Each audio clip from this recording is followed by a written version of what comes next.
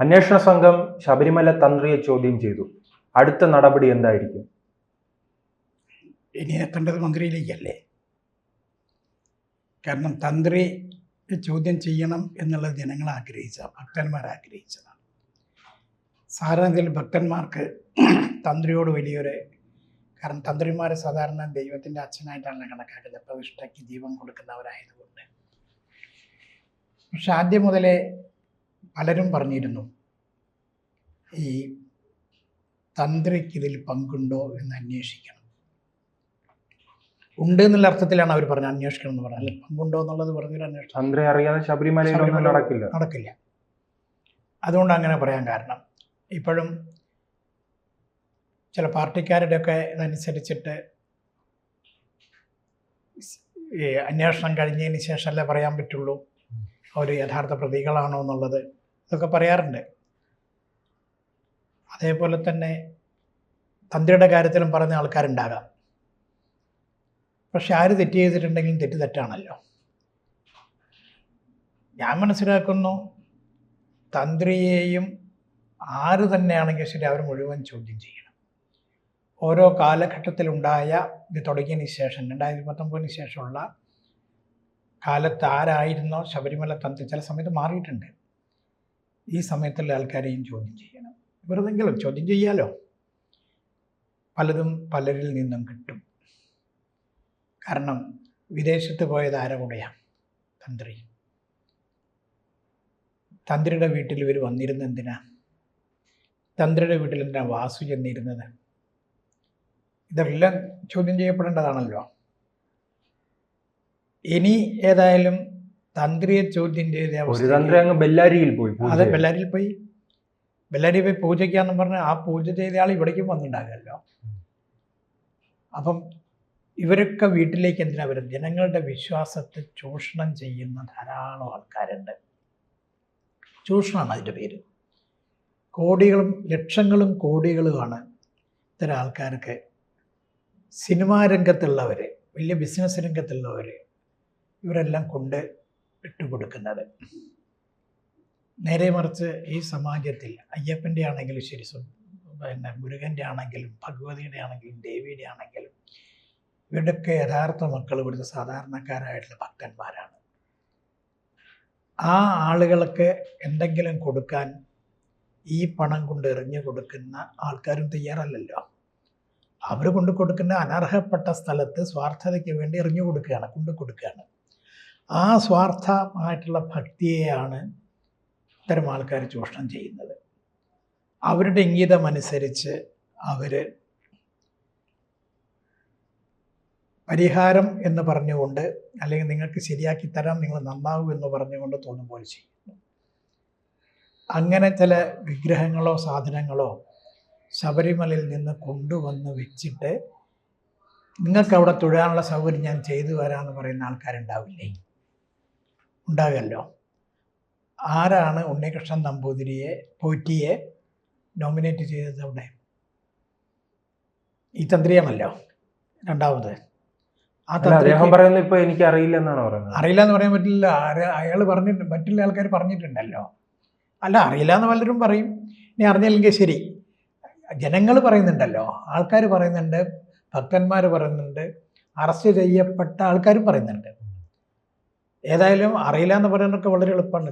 ചോദ്യം ചെയ്യേണ്ട വിധത്തിൽ ചോദ്യം ചെയ്താൽ ചിലപ്പോൾ അറിയും. എല്ലാവരും പറയുന്ന കാര്യങ്ങൾ അതേപോലെ തന്നെ. അല്ല, ഈ തന്ത്രിയെ പിടികൂടിയ പോലെ, വാസുവിനെ പിടികൂടിയതുപോലെ, ഉണ്ണികൃഷ്ണൻ പോറ്റിയെ പിടികൂടിയതുപോലെ തന്ത്രി അങ്ങനെ പിടികൂടുക എന്ന് പറയുമ്പോൾ അത് വിശ്വാസത്തിന് നേരെയുള്ള കടന്നുകയറ്റമായി കരുതുന്ന ആൾക്കാരുണ്ടാകാം. വിശ്വാസം എന്ന് പറഞ്ഞാൽ തന്ത്രിയിൽ കൂടിയിട്ടാണോ വിശ്വാസം വരേണ്ടത്? വിശ്വാസം എന്ന് പറഞ്ഞാൽ നമ്മൾ ഉള്ളിൻ്റെ ഉള്ളിൽ നിന്ന് വരുന്നതാണ്. നമ്മൾ ശബരിമല അയ്യപ്പനെയാണ് വിശ്വാസത്തിലെടുത്തിരിക്കുന്നത്. അയ്യപ്പനോട് കളിച്ചിട്ടുള്ള ആൾക്കാരെല്ലാവരും കൊടുക്കും. ആ തന്ത്രി അതില്ലേ എന്തെങ്കിലും ചെയ്തിട്ടുണ്ടെങ്കിൽ അത് ഉണ്ടാവും, സ്വാഭാവികമാണ്. നമ്മളല്ലേ പറയുന്നത്. പക്ഷേ ശബരിമല അയ്യപ്പൻ്റെ അച്ഛൻ എന്ന് പറയുന്നത് പന്തളം കൊട്ടാരത്തിനെയാണ്. അങ്ങനെ നോക്കുമ്പോൾ പിതാവിൻ്റെ സ്ഥാനം അവിടെയാണല്ലോ. പ്രതിഷ്ഠിക്കുന്ന സമയത്ത്, ആ സമയത്താണ് പിതാവിൻ്റെ സ്ഥാനത്ത് തന്ത്രിയുള്ളത്. ആ തന്ത്രമായ പറയുന്ന ആൾക്കാർ അവരുമായിട്ട് കാര്യങ്ങൾ ചോദിച്ചാൽ വ്യക്തമായിട്ട് മനസ്സിലാക്കേണ്ട കാര്യങ്ങളാണ്. ഏതായാലും ജനങ്ങൾ മുഴുവൻ ഈ തന്ത്രി എന്നൊക്കെ പറഞ്ഞാൽ എന്തോ ആണ്. മേൽശാന്തിയെക്കുറിച്ചില്ലേ, മേൽശാന്തി പൂവലയിൽ അതറിയാമല്ലോ, ഈ ശബരിമലയിൽ പോകുന്നവർ അയ്യപ്പനെ മാത്രമല്ല തന്ത്രിയെയും ആ റൂമിലെത്തി കാണും പല പ്രമുഖര്. അങ്ങനെ കാണുന്നുണ്ട്. പ്രമുഖർ ഏറ്റവും പ്രധാനപ്പെട്ട ഒരു പദവി. ഞാൻ ചോദിക്കട്ടെ, നിങ്ങളോ ഞാനോ പോയാൽ കാണാൻ പറ്റുമോ? എൻ്റെ വിശ്വാസം ഇല്ല. അല്ലേ നമ്മൾ പൈസ എറിഞ്ഞു കൊടുക്കണം. ആരെ കാണിക്കാനാണ് കൊണ്ടുവരുന്നത്? ഇതൊക്കെ ഏജന്റുമാരല്ലേ കൊണ്ടുവരുന്നത്. ഏജന്റുമാർ കൊണ്ടുവന്നിട്ട് ഇവരെ മുമ്പിൽ കൊടുക്കുന്ന സമയത്ത് ഇവരെ മുമ്പിൽ എന്താ കൊടുക്കുന്നത്? പെട്ടിയിൽ പൈസ കൊണ്ടുപോയി എറിഞ്ഞു കൊടുക്കുന്നുണ്ടെന്നാണ് മനസ്സിലാക്കുന്നത്. അത് അകത്ത് വീണാൽ ദൈവത്തിന്, പുറത്ത് വീണാൽ മേൽശാന്തിക്കും തന്ത്രിക്കും ഒക്കെ എറിയുന്ന അവിടെ തിരക്ക് കൂട്ടുന്ന സമയത്ത് എറിയാനേ പറ്റുള്ളൂ. പിന്നെയാണ് ഈ തന്ത്രിയുടെ റൂമിലേക്ക് മേൽശാന്തിയുടെ റൂമിലേക്കൊക്കെ ആൾക്കാരെ വിളിച്ചിട്ടുള്ളത്. അവർ കൊടുക്കുന്നത് എന്താ? കൊടുക്കുന്നത് പ്രസാദം എന്ന് പറഞ്ഞ് കൊടുക്കുന്നത് മറ്റേ പ്രസാദം തന്നെയാണ്, പക്ഷേ അത് കുറച്ച് കൂടുതലുണ്ടാവും. ഇലയിൽ വെച്ച് കൊടുക്കും. അപ്പം ഇതിൽ കൂടി എന്തൊക്കെയോ നേട്ടമുണ്ടെന്നുള്ള ആൾക്കാർ തെറ്റിദ്ധരിക്കുകയാണ്. ദൈവത്തിനെ ആരാധിക്കുന്നവൻ അവന് ശക്തമായിട്ട് സ്വാമി ശരണമയ്യപ്പ എന്ന് വിളിച്ചിട്ടാണ് ചെല്ലുന്നത്. ആ ശരണമയ്യപ്പ എന്ന് വിളിച്ച് ചെല്ലുന്നവന് വളരെ വലിയ കാര്യങ്ങൾ നടക്കുന്നില്ലേ? പങ്കുലങ്കേതഗിരി എന്ന് പറഞ്ഞ സമയത്ത് മിണ്ടാത്തവൻ മിണ്ടുന്നു, വണ്ടി നടക്കുന്നവൻ നേരെ നടക്കുന്നു. ഇതൊക്കെ ശബരിമലയിൽ നടക്കുന്ന സംഭവങ്ങളാണ്. ശബരിമല അയ്യപ്പന് അത്രയും വലിയ പവറുണ്ട്. ഇവർക്ക് പറയാം ഞങ്ങളാ പവർ കൊടുക്കുന്നതെന്ന്. ശബരിമലയിൽ വലിയൊരു പ്രാർത്ഥനയല്ലേ നടക്കുന്നത്? സ്വാമി ശരണമയ്യപ്പ എന്നുള്ള ഏറ്റവും വലിയ മന്ത്രമല്ലേ? ആ മന്ത്രത്തിന് മുഖരിതല്ലേ കോടിക്കണക്കിന് ആൾക്കാർ വന്നിട്ട് ആ മന്ത്രമാണ് ജപിക്കുന്നത്. അത് കോടി മന്ത്രം, കോടി മന്ത്രം എന്നും പറയും അതിനെ. അതിലും വലിയ മന്ത്രമായിരിക്കില്ലല്ലോ ഇവർ ചെയ്യുന്നത്. ഇനി അങ്ങനെയാണെങ്കിൽ എനിക്കറിയില്ല, ഞാൻ എൻ്റെ അഭിപ്രായമാണ് പറയുന്നത്. ആ മന്ത്രത്തിന്, ആ വിളിയില്ലേ, ഉള്ളു ഉരുകിയിട്ട് വിളിക്കുന്ന സ്വാമി ശരണമയ്യപ്പ എന്നുള്ള ആ വിളിയാണ് അയ്യപ്പൻ കേൾക്കുന്നു എന്ന് പറയുന്നത് ആൾക്കാർ. ഇതാണ് ജനങ്ങളുടെ യഥാർത്ഥ വിശ്വാസം. തന്ത്രി തെറ്റ് ചെയ്തിട്ടുണ്ട്, തന്ത്രി തെറ്റുകാരൻ തന്നെയാണ്. ആ തെറ്റ് തന്ത്രിയെ ഇതാക്കുകയാണെങ്കിൽ അത് ശിക്ഷിക്കപ്പെടണം. അതും കൂടി ചെയ്യേണ്ടതാണ്. ഏത് തന്ത്രി അല്ലെങ്കിൽ അതിലും വലിയ ആൾക്കാർ ആരെങ്കിലും ഉണ്ടെങ്കിൽ അതും. നമുക്കിപ്പോൾ ആരിലും വലിയ ആൾക്കാരുണ്ടോയെന്ന് അറിയില്ല. അപ്പം തെറ്റ് ചെയ്തവൻ, തന്ത്രിയുടെ പ്രസ്താവന അങ്ങനെയാണ്. അദ്ദേഹം ഒരു സൂചന നൽകുന്നുണ്ട്, തനിക്ക് മുകളിലും ആരോ ഉണ്ട്. തനിക്ക് മുകളിൽ ആരോ ഉണ്ടെന്ന രീതിയിലാണ് അദ്ദേഹത്തിന്റെ പ്രസ്താവനയോട് നമുക്ക് മനസ്സിലാവുന്നത്. പഠിപ്പിച്ചെടുത്ത ആരെങ്കിലും ആയിരിക്കുമോ? അല്ലെങ്കിൽ ഈ കടത്തരം ചെയ്യാൻ വേണ്ടി പഠിപ്പിച്ച ആൾക്കാരായിരിക്കുമോ? മുകളിൽ നിന്നുള്ള ഉദ്ദേശിച്ചത് അദ്ദേഹം ദൈവത്തിനെ ആയിരിക്കും. അല്ല, അദ്ദേഹത്തിന്റെ പ്രസ്താവന കേൾക്കുമ്പോൾ നമുക്ക് തോന്നും ഇദ്ദേഹത്തിന് മുകളിലും ആരോ ഉണ്ട്. ആ രീതിയിലാണ് അദ്ദേഹം ഈ പത്മകുമാർ അങ്ങനെ ഒരു മൊഴി നൽകിയിട്ടുണ്ടല്ലോ. അതുണ്ട്, പത്മകുമാർ നേരത്തെ മൊഴി കൊടുത്തിട്ടുണ്ട്. അപ്പം എനിക്കൊന്നും അറിയില്ല, ഞാൻ ശുദ്ധനാണെന്ന് കാണിക്കാൻ വേണ്ടി പത്മകുമാർ പറഞ്ഞിട്ടുണ്ട്. പത്മകുമാറിന് വേണ്ടിയിട്ട് പറഞ്ഞ ആളുണ്ട്. തന്ത്രിയുടെ കൊച്ചുമകൻ പറഞ്ഞിട്ടുണ്ടല്ലോ,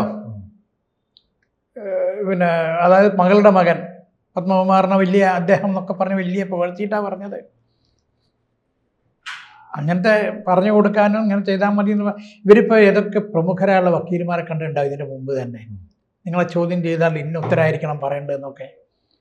ആ ഉത്തരങ്ങളൊക്കെ ഇവരൊക്കെ ഇതിൽ ചെയ്തു വെച്ച ആൾക്കാർ മുഴുവൻ അങ്ങനത്തെ ഉത്തരങ്ങളാണ് ഈ കൊടുത്തിട്ടുണ്ടാവുക. കാരണം അവർക്ക് ധാരാളം സമയം കിട്ടി അന്വേഷണ ഉദ്യോഗസ്ഥരുടെ മുമ്പിൽ കീഴടങ്ങാൻ വേണ്ടിയിട്ട്. ഈ ചോദ്യം ചെയ്യാൻ വരുന്നതിന് മുമ്പ് പറയാൻ വേണ്ടിയിട്ടുള്ള ഉത്തരങ്ങൾ എന്താണ്.